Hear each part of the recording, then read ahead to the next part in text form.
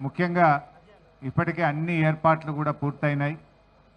వరంగల్ జిల్లా పార్టీ నాయకులు బాలమల్లు గారు గత 10-15 రోజుల నుంచి ఇక్కడే ఉండి అద్భుతమైనటువంటి ఏర్పాట్లు చేశారు. వారందరికీ నా తరఫున అభినందనలు, కృతజ్ఞతలు కూడా తెలియజేస్తా ఉన్నా.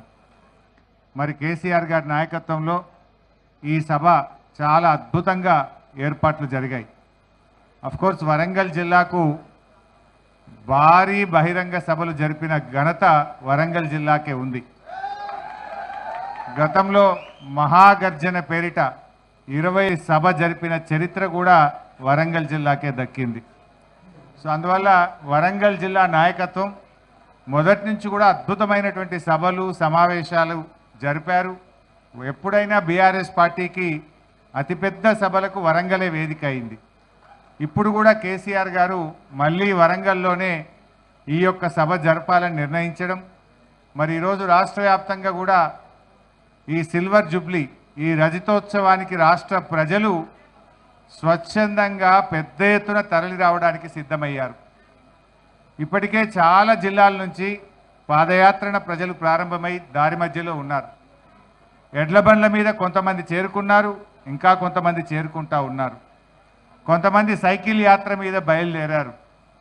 కొంతమంది స్వచ్ఛందంగా తమ సొంత వాహనాల్లో రావడానికి కూడా రాష్ట్ర వ్యాప్తంగా ప్రజలు కేసీఆర్ను చూడాలి, కేసీఆర్ గారు ఏం మాట్లాడతారో వినాలనేటువంటి ఒక ఉత్సాహం ఈ రాష్ట్ర వ్యాప్తంగా కూడా కనబడతా ఉంది.